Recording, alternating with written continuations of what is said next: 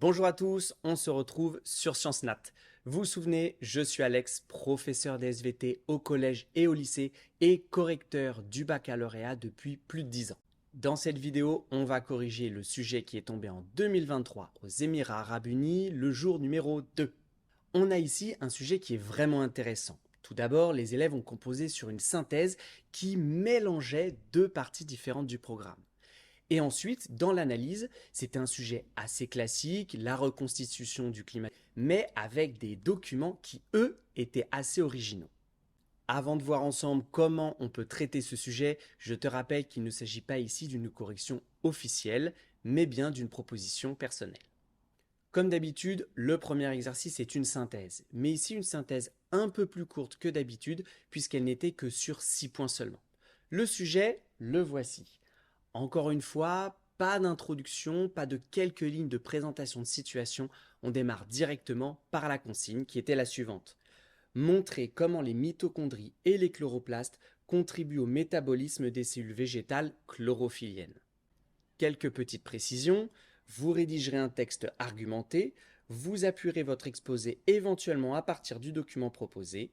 On attend que l'exposé soit étayé d'expériences, d'observations et d'exemples. On a maintenant l'habitude de ce genre de petites phrases.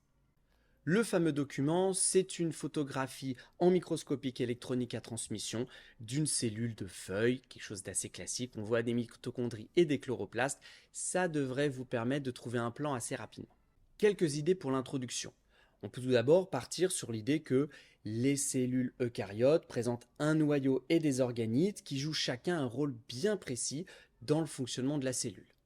Ou alors, on utilise tout de suite le document qui est joint en précisant que les cellules de feuilles ont la particularité de présenter des chloroplastes et des mitochondries.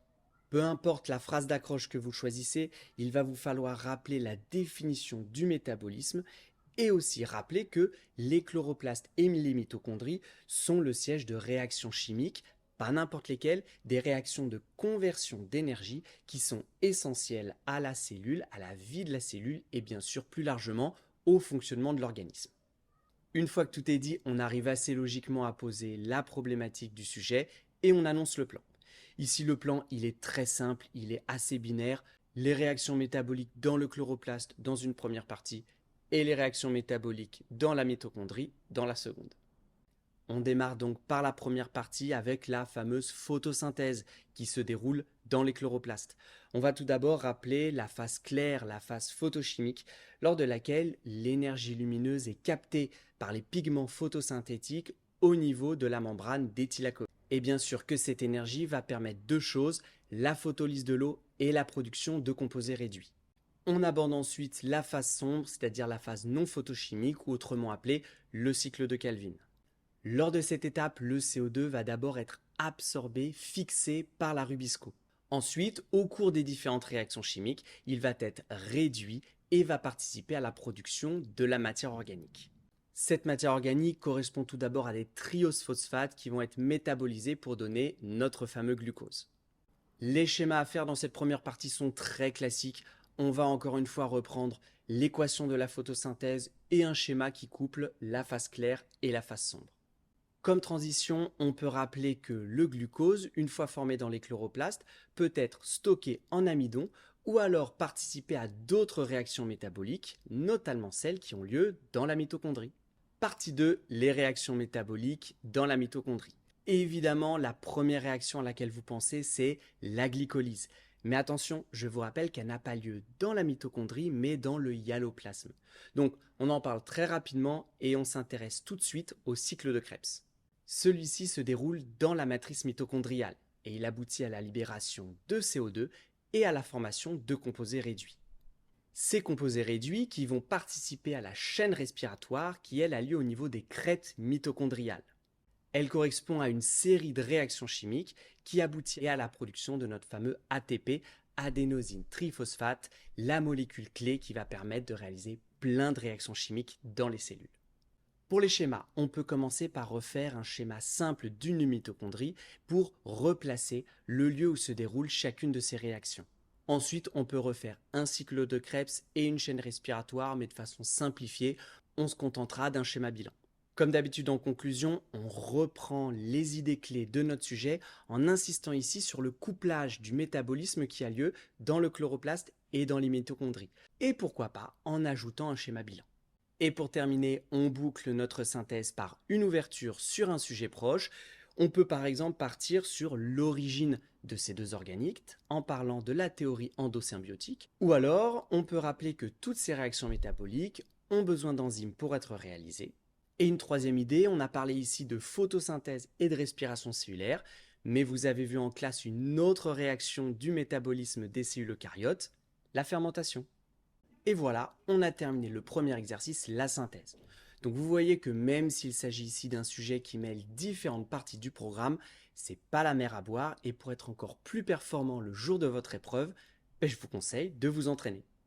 On passe maintenant à l'exercice 2 avec ce sujet, un sujet avec un thème classique mais des documents pas classiques. On observe actuellement un réchauffement climatique global à l'échelle de la planète. Certaines régions comme le Groenland sont particulièrement impactées. La compréhension des phénomènes influençant le climat et son changement dans ces régions est donc un enjeu majeur pour les scientifiques. La question, expliquer les origines de la variation de l'albédo au Groenland et son influence sur le changement climatique actuel dans cette région. Vous organisez votre réponse selon une démarche de votre choix, intégrant des données des documents et des connaissances utiles. Comme d'habitude, on commence par une introduction qui présente la situation, pose la problématique, mais attention, sans paraphraser le sujet. Ensuite, on est en analyse de documents, donc pas d'annonce de plan. On va maintenant voir ensemble toutes les informations qui se cachaient dans ces 7 documents. Alors attention, les documents 1 et 2 se ressemblent. Il s'agit à chaque fois d'une carte du Groenland, mais ils n'abordent pas, ils n'étudient pas le même paramètre. Dans le document 1, on comprend qu'il y a eu une diminution de l'albédo. Diminution qui peut aller jusqu'à moins 0,15% par an sur une période de 20 ans qui s'étale entre 1996 et 2017. Le document 2, lui, s'intéresse à la taille des grains de neige. Et on comprend ici que la taille des grains a augmenté entre plus 1 et plus 8 micromètres par an. Le document 3 est un graphique qui va nous permettre de faire le lien entre ces deux informations. Grâce à lui, on comprend qu'il y a une corrélation significative entre la taille des grains de neige et l'albédo. En gros, plus on a des gros grains de neige, plus l'albédo est faible. On en déduit donc que la baisse de l'albédo relevée dans le document 1 est sûrement due à une augmentation de la taille des grains qu'on a repérée dans le document 2. Le document 4 est un document informatif. On va aller y piocher différentes informations brutes dont on va avoir besoin par la suite. On va d'abord relever que, un peu comme les roches, les flocons de neige peuvent subir un métamorphisme. Les petits grains de neige se forment dans le cas d'un faible gradient thermique et inversement, les gros grains de neige se forment avec un fort gradient thermique. Dans le document 5, on va s'attarder à la première phrase parce qu'elle est hyper importante.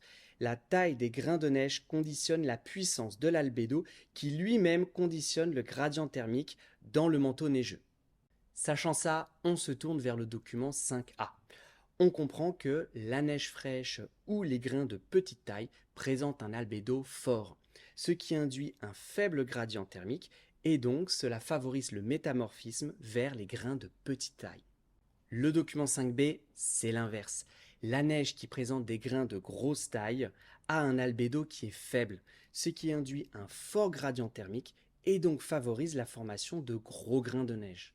On a donc ici un phénomène d'amplification avec des petits grains de neige qui favorisent des petits grains et des gros grains qui favorisent des gros grains.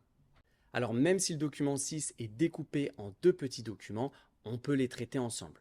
On y apprend qu'à cause d'un anticyclone, les chutes de neige au-dessus du Groenland ont diminué sur la période 1996-2016 par rapport à la période témoin qui est 1958-2016. On arrive à la fin avec le document 7 dans lequel on apprend qu'entre 1970 et 2021, il y a eu plus d'anomalies de température au Groenland que dans le reste du monde. Les connaissances à mobiliser ne sont pas nombreuses mais essentielles pour répondre à la question. On peut commencer par rappeler que le réchauffement climatique est d'origine anthropique. Ensuite, on peut évidemment pas se passer de la définition et de quelques détails sur l'albédo, et sans oublier la notion de boucle de rétroaction que vous avez vue en enseignement scientifique. Comme d'habitude, en conclusion, on reprend les idées principales pour répondre aux problèmes. Ici, on peut rappeler que depuis plusieurs décennies, les conditions météorologiques au Groenland sont à l'origine d'une diminution des chutes de neige, ce qui a engendré une modification de la taille des grains de neige et donc une modification de l'albédo. Et que c'est l'ensemble de ces phénomènes qui a participé à une accélération du réchauffement au Groenland. Et voilà, on en a terminé avec la correction de l'analyse de documents et plus généralement sur ce sujet. Si vous souhaitez que je corrige des sujets en particulier, n'hésitez pas à me le dire dans la barre des commentaires. Vous connaissez le principe des réseaux sociaux, si vous voulez soutenir la chaîne, n'hésitez pas à vous abonner, à liker, à partager la vidéo. Et en attendant, je vous souhaite de bonnes révisions.